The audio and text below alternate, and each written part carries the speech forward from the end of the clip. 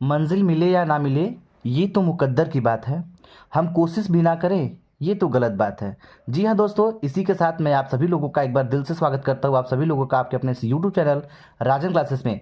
तो कक्षा 10वीं और 12वीं के लिए वीडियो बहुत ही खास होने वाला है। मैं कह सकता हूँ कि जो बोर्ड परीक्षा देने वाले छात्र हैं इस बार 2025 में, उनके लिए वीडियो बहुत स्पेशल होने वाला है बच्चों, क्योंकि 24 फरवरी से स्टार्ट हो रही परीक्षा को ध्यान में रखते हुए आपकी तैयारी काफ़ी जोरदार होनी चाहिए। तो उसी के साथ मैं एक आवेश भरा वीडियो अब आपके सामने प्रेजेंट कर रहा हूं। और ध्यान दीजिएगा, इस वीडियो में पहले मैं जिक्र क्या करने वाला हूं। इस वीडियो में सिर्फ आपने देखा होगा थंबनेल में कि बोर्ड परीक्षा में कॉपी को किस प्रकार लिखनी है। मैं हिंदी की नहीं, मैं हर विषय की बात करूंगा, क्योंकि हिंदी एक ऐसा विषय है जैसे आपको समझ में आ जाएगा कि किस तरह से कॉपी को लिखना चाहिए। ठीक है बेटा, मैं आपके हर कमेंट के अकॉर्डिंग आपके हर विषय को कैसे किया जाएगा, कैसे लिखा जाता है, कैसे सवाल हल किया जाता है, कैसे न्यूमेरिकल किया जाता है, साइंस हो चाहे मैथ हो चाहे सामाजिक हो, मैं सब वीडियो लेकर आऊँगा। लेकिन इसके पहले मैं आपको छोटा सा ये वीडियो के माध्यम से आपको बताना चाहूँगा कि जो कक्षा 10वीं और 12वीं के छात्र हैं, 24 फरवरी को हो रही परीक्षा को किस तरह से आप बेहतरीन बना सकते हैं। उसी के साथ देखिए, जैसे मैंने एक छोटा सा टॉपिक लिया है जीवन परिचय। अब मैं आपको थोड़ा सा बता दूं, जीवन परिचय आता कितने नंबर का है बाबू? कम से कम 5 नंबर का आता है। कितने नंबर का आता है? 5 नंबर का आता है। और सब लोग पाते कितना है? कोई 3 पाता है, कोई 4 पाता है, कोई 2 पाता है, लेकिन 5 नंबर कोई नहीं पाता। तो आपको ये सब नंबर पाना हो तो अपने तरीके से लिखिएगा, लेकिन यदि इस तरीके से लिखते हैं तो शायद आप 5 से नहीं बल्कि 7 नंबर पाएंगे, क्योंकि राइटिंग भी अच्छी होगी तो आपको अच्छा नंबर भी मिलेगा। तो चलिए मैं थोड़ा सा जिक्र करूंगा। यदि आप मान लीजिए जीवन परिचय किस प्रश्न मतलब कौन से नंबर के प्रश्न में दिया है, तो पहले उसको डाल दीजिए प्रश्नोत्तर। ठीक है, प्रश्न नंबर, प्रश्न संख्या जो भी है, 23 का क है, 24 का क है, इतना डालने के बाद आप जिस लेखक का या जिस कवि का जीवन परिचय लिखना शुरू कर रहे हैं या जो भी टॉपिक लिखना शुरू कर रहे हैं अपनी उत्तर पुस्तिका में, सबसे पहला पॉइंट ध्यान देना है, जो कॉपी होती है उसके साइड साइड आप एक बाउंड्रिंग देख रहे हैं, एक लाइन मैंने इधर से खींच दी है और एक लाइन मैंने इधर खींच दिया है। अब मुझे जो भी टॉपिक है उसको हाईलाइट करके एकदम साफ साफ सुंदर सुंदर अक्षर में थोड़ा दूर दूर लिखने का प्रयास करिएगा, क्योंकि first impression is the last impression. ठीक है, यदि आपका पहला इंप्रेशन बहुत अच्छा रहा तो लास्ट का नंबर पूरा आपको मिलते चला जाएगा। यदि पहले ही गुलगोबर कर देते हैं तो आपको पूरा नंबर नहीं मिलता है। अच्छा लिखने के साथ बाद भी उनको नंबर कटना ही तय होता है। तो चलिए देखिए, जैसे मैं मान लीजिए रामचंद्र शुक्ल के जीवन परिचय को लेके एक मुद्दे की बात करता हूं। पहले इनका नाम लिख देना है कि नाम इनका क्या है, किस राइटर का या फिर किस कवि का या फिर किस लेखक का आप लिखना प्रारंभ कर रहे हैं। तो आचार्य रामचंद्र शुक्ल जी का मैं जीवन परिचय लेकर के आपको समझाने का प्रयास करूंगा। इसी तरह हर कवि हो या फिर लेखक हो आप लिख सकते हैं। जन्म इनका कब हुआ था? जन्म सन 1884 ईस्वी में हुआ था। जो मेन टॉपिक है उसको मैं हाईलाइट किस प्रकार कर रहा हूं, कुछ लोग क्या करते हैं इसको साइड में लिख देते हैं, कुछ लोग क्या करते हैं नीचे लिख देते हैं, लेकिन ऐसा आपको बिल्कुल भी नहीं करना है। ठीक है, तो इस तरह से आपको करना है। उसके बाद जन्म स्थान देखिए, इनका जन्म स्थान कहां पे जन्म हुआ था? इनका अगोना के बस्ती जिले में इनका जन्म हुआ था। मृत्यु पिता का नाम क्या था? इनके पिता का नाम था चंद्रबली शुक्ल। क्या नाम था बच्चा? चंद्रबली शुक्ल नाम था। तो यहाँ पे आप लिख सकते हैं चंद्रबली शुक्ल नाम था। उसके साथ यहाँ पे देख रहे हैं कि मृत्यु कब हुई थी? सन 1941 में इनकी मृत्यु हुई थी। रचना की बात करें तो मैं ज़्यादा रचना तो नहीं डिस्कस किया हूँ, लेकिन कुछ जो इनका महत्वपूर्ण जो मुख्य रचनाएं हैं, जैसे मैं रश्मि मानसा कर सकते हैं, चिंतामणि, इन दोनों को दिखा दिया हूँ, क्योंकि जो कॉपी चेक कर रहा होता है एग्जामिनर जो होता है, उसकी पहली नज़र आपके लिखावट और राइटिंग पे जाती है। मैं बात तो कुछ छोटी सी बता रहा हूँ कि सबसे पहली नज़र उसकी जाती है आपके लिखावट पे। क्या लिखे हैं ये तो बाद में देखेगा, लेकिन कैसे लिखे हैं ये पहले देखेगा। तो देखिए, राइटिंग बहुत अच्छी होनी चाहिए। अगर राइटिंग अच्छी नहीं भी है तो आप थोड़ा दूर दूर लिखेंगे तो ऑटोमेटिक आपकी राइटिंग अच्छी बन जाएगी। ज़्यादा दूर लिखने की जरूरत नहीं, फिर भी इतनी दूरी लिखिए कि आपका चल सके। ठीक है, नहीं तो एग्जामिनर समझ जाएगा कि आप कॉपी भरने के चक्कर में दूर दूर लिखे हैं। तो देखिए, इस तरह से मैंने इसका प्रोफार्मा जो मेन है इसको मैंने हाईलाइट कर दिया।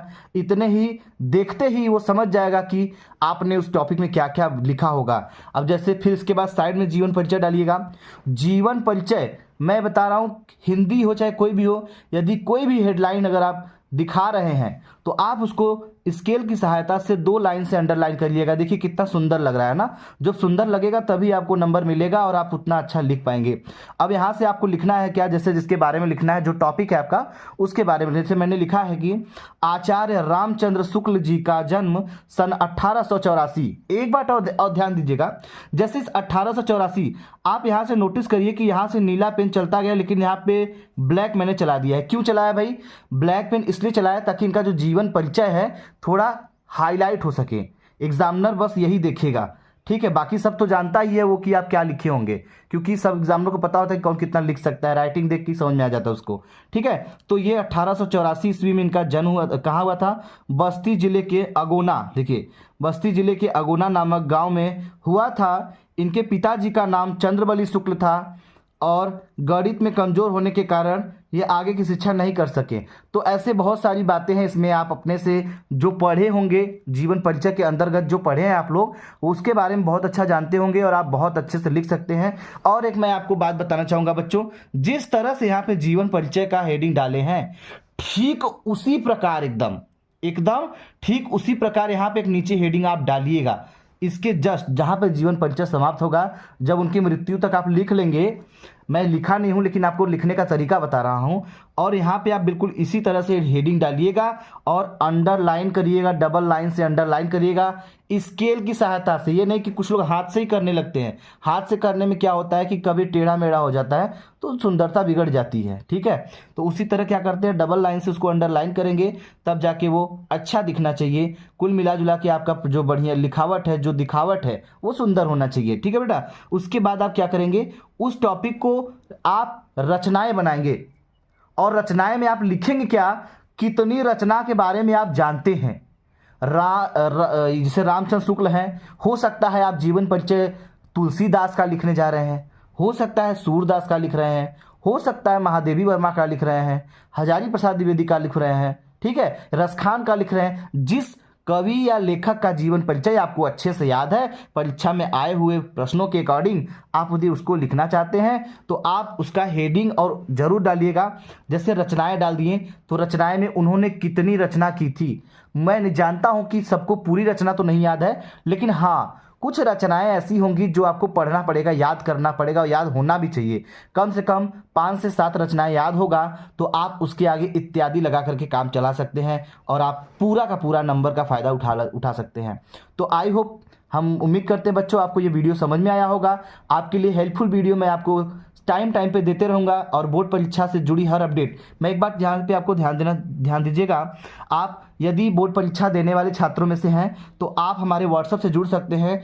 बोर्ड परीक्षा की जो परीक्षाएं पेपर होगी उसका सॉल्यूशन वीडियो मैं सबसे पहले आपको प्रोवाइड कराऊंगा। उसके लिए आप हमारे व्हाट्सएप ग्रुप से जुड़ सकते हैं। हमारा व्हाट्सएप नंबर है 63 92 66 52 51। जी हाँ बच्चों, आप हमारे इस व्हाट्सएप पे मैसेज करके आप हमारे व्हाट्सएप ग्रुप से जुड़ सकते हैं। अपना नाम और ज़िले का नाम बता करके, किस क्लास से बिलोंग करते हैं, अपना क्लास बता करके आप हमारे साथ जुड़ सकते हैं। और आपके जुड़े हुए जितने भी बच्चे हैं आपके साथ, आप सभी को इन्फॉर्म कर सकते हैं। और आपके द्वारा, हमारे द्वारा जो सारी परीक्षा की तैयारी चलाई जा रही है, चाहे मैथ हो, साइंस हो, इंग्लिश हो, हिंदी हो, सामाजिक हो, कला हो, कुछ भी हो, चाहे वो बच्चा कक्षा 10 का हो, चाहे बच्चा 12th का हो, तो मैं दोनों के लिए हेल्पफुल वीडियो लेकर के आता रहूँगा। तो चलिए मिलते हैं हम आपसे एक जोरदार और दमदार वीडियो के साथ। नेक्स्ट वीडियो मिलते हैं। यदि वीडियो अच्छा लगा हो तो वीडियो को ज़्यादा से ज़्यादा बच्चों को शेयर करिएगा ताकि इस मौके का फ़ायदा उठा सके, ठीक है। चलिए, उम्मीद करते हैं कि आपको ये सारी बातें समझ में आ गई होगी। मिलते हैं एक नेक्स्ट वीडियो के साथ। जय हिंद बच्चों, जय भारत।